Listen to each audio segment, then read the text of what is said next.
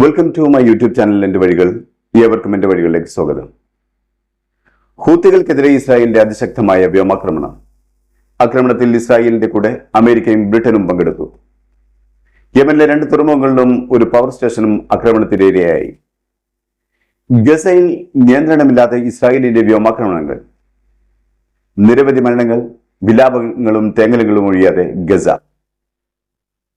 Loss ആഞ്ചലസിലെ കാട്ടുതീ ചരിത്രത്തിലെ ഏറ്റവും മോശമായ കാലമെന്ന് ശാസ്ത്രജ്ഞർ. കാട്ടുതീയുണ്ടായ നാശനഷ്ടത്തിന്റെ കണക്കുകളെടുക്കാനാവാതെ അമേരിക്കൻ ജനത. അമേരിക്ക, ബ്രിട്ടൻ, ഇസ്രായേൽ സംയുക്തമായ വ്യോമാക്രമണം ഹൂത്തികൾക്കെതിരെ. യമന്റെ തലസ്ഥാന നഗരമായ സന കേന്ദ്രീകരിച്ച് 12 ലൊക്കേഷനുകളിലായി ശക്തമായ വ്യോമാക്രമണം നടത്തി അമേരിക്കയും ബ്രിട്ടനും ഇസ്രായേലും. അമേരിക്കയും ബ്രിട്ടനും ഇസ്രായേലുമായി ചേർന്ന് നടത്തിയ ആക്രമണത്തിൽ റൈസിസ, ഹുദൈദ പോർട്ടും ഒരു പവർ സ്റ്റേഷനും തകർക്കപ്പെട്ടു. ഇസ്രായേൽ പറയുന്നു അവരുടെ സൈന്യം ആക്രമിച്ചത് ഹൂത്തികളുടെ അടിസ്ഥാന മിലിറ്ററി സൗകര്യങ്ങളെയാണെന്നാണ്. 2023 ഒക്ടോബർ 7 ശേഷം ഹൂത്തികൾ നിരന്തരം അമേരിക്കയുടെയും സഖ്യകക്ഷികളുടെയും ഇസ്രായേലിന്റെയും കപ്പലുകൾക്കെതിരെ ആക്രമണം നടത്തിയിരുന്നു. പിന്നീട് ഇസ്രായേലിന്റെ മണ്ണിലും നിരന്തരം ആക്രമണം നടത്തിക്കൊണ്ടിരുന്നു. ഈയിടെയാണ് ഇസ്രായേലിന്റെ തലസ്ഥാന നഗരത്തിലേക്ക് വരെ ഹൈപ്പർസോണിക് മിസൈലുകൾ അയച്ച് ഹൂത്തികൾ ആക്രമണം നടത്തിയത്. എല്ലാ ആക്രമണങ്ങളും ഇസ്രായേലിന്റെ കടുത്ത വംശഹത്യക്ക് വിധേയമാകുന്ന ഗസൻ ജനതയോട് ഐക്യദാർഢ്യം പ്രകടിപ്പിച്ചുകൊണ്ടായിരുന്നു. ഇസ്രായേൽ പ്രധാനമന്ത്രി ബെഞ്ചമിൻ നെതന്യാഹു പറയുന്നത് ഈ തിരിച്ചടികൾ തുടർന്നുകൊണ്ടേയിരിക്കും എന്നാണ്. അവർ ഡ്രോണുകളും പ്രൊജക്ടൈലുകളുമായി ഇസ്രായേലിന്റെ മണ്ണിലേക്ക് വരുന്നത് തുടരുകയാണെങ്കിൽ. ഇസ്രായേൽ പ്രതിരോധ മന്ത്രി പറഞ്ഞത് ഇസ്രായേൽ ഈ പ്രത്യാക്രമണം തുടരാൻ തന്നെയാണ് തീരുമാനിച്ചിരിക്കുന്നത് എന്നാണ്. ഇസ്രായേലിന് സ്വയം പ്രതിരോധിക്കാനുള്ള അവകാശമുണ്ട്. ഇസ്രായേലിന്റെ മണ്ണിൽ ആരാക്രമണം നടത്തിയാലും അതിനെതിരെ പ്രത്യാക്രമണം നടത്താനും പ്രതിരോധിക്കാനും അവകാശമുണ്ട്. എന്നാൽ അദ്ദേഹം പറഞ്ഞ മറ്റൊരു കാര്യം ഇതൊരു സംയുക്ത ആക്രമണമായിരുന്നില്ല എന്നാണ്. ഇസ്രായേൽ അവരുടെ ആക്രമണ പദ്ധതി അവരുടെ സഖ്യകക്ഷികളോട് അവതരിപ്പിക്കുക മാത്രമാണ് ചെയ്തത്. അതേസമയം അവർ തങ്ങളുടെ ആക്രമണത്തിൽ പങ്കുചേരുകയും ചെയ്തു. 20-ലധികം യുദ്ധവിമാനങ്ങളുടെ അകമ്പടിയോടെ ഇസ്രായേൽ യമനിലുടനീളം ആക്രമണം നടത്തിയെന്നാണ് അറിയുന്നത്. അമേരിക്കയിലെ ലോസ് ആഞ്ചലസിലെ കാട്ടുതീ അമേരിക്കയുടെ അഹങ്കാരത്തെ പിടിച്ച് ഉലച്ച് മുന്നോട്ട് പോവുകയാണ്. 10,000-കണക്കിന് വീടുകളും വാഹനങ്ങളും ബിസിനസ് സങ്കേതങ്ങളുമാണ് കത്തിയമർന്നത്. അമേരിക്കയായിരുന്നു ഏത് ദുർബല രാജ്യങ്ങളെയും കത്തിച്ചു കളഞ്ഞിരുന്നത്. ഇപ്പോൾ അമേരിക്കയുടെ സഹായത്തോടെ ഇസ്രായേലും ആ പഴി തുടരുകയാണ്. അമേരിക്കക്കും ഇസ്രായേലിനും ഗസയിലും ലബനനിലെയും വീടുകളും കൃഷിയിടങ്ങളും കത്തിക്കാൻ കോടിക്കണക്കിന് ഡോളറിന്റെ ചെലവുണ്ടായെങ്കിൽ ലോസ് ആഞ്ചലസിലെ വീടുകളും കൃഷിയിടങ്ങളും തൊഴിലിടങ്ങളും കത്തിക്കാൻ ₹1 ചെലവ് പോലും ഉണ്ടായില്ല ദൈവത്തിന്.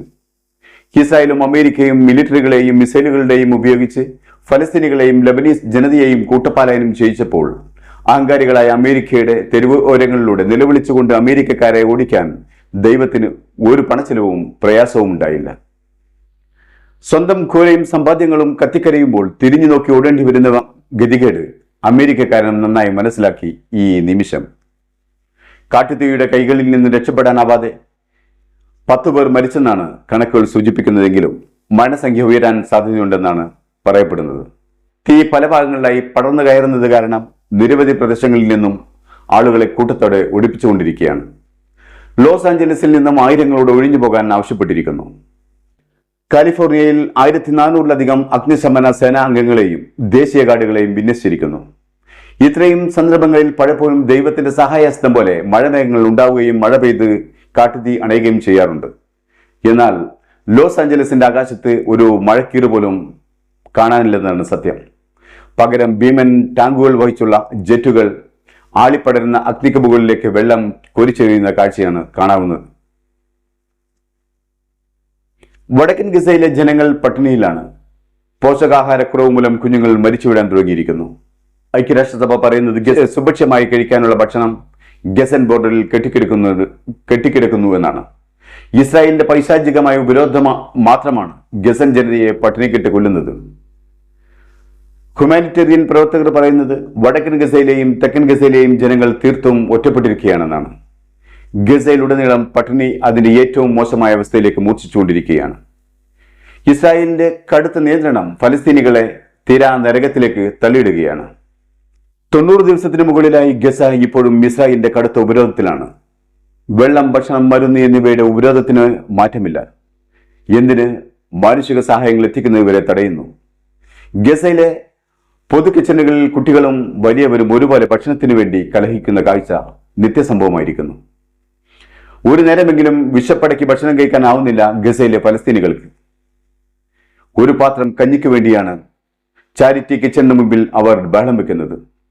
ഒരു ദിവസത്തെ ആകെയുള്ള ഭക്ഷണം ആ ഒരു കപ്പ് കഞ്ഞിയാണ്. ഗസക്കുള്ളിലേക്ക് ഭക്ഷണം എത്തിക്കാൻ പോലും ഇസ്രായേൽ അനുവദിക്കുന്നില്ല. അതുകൊണ്ട് തന്നെ ഇത്തരം കിച്ചണുകളിൽ നിന്ന് ലഭിക്കുന്ന ഭക്ഷണം പരിമിതമായിരിക്കും ഗസയിലെ ഫലസ്തീനികൾക്ക്. ഇസ്രായേൽ സേന രാത്രികാല വ്യോമാക്രമണങ്ങൾ വടക്കൻ ഗസയിലും പരിസരങ്ങളിലും അധികരിപ്പിച്ചിരിക്കുകയാണ്. ജനങ്ങൾ തിങ്ങിപ്പാർക്കുന്ന വീടുകളാണ് അവർ ലക്ഷ്യം വെക്കുന്നത്. ഇപ്പോഴും എപ്പോഴും ഇസ്രായേൽ ആക്രമണത്തിൽ കൊല്ലപ്പെടുന്നത് നിരപരാധികളായ സാധാരണ ജനങ്ങളാണ്.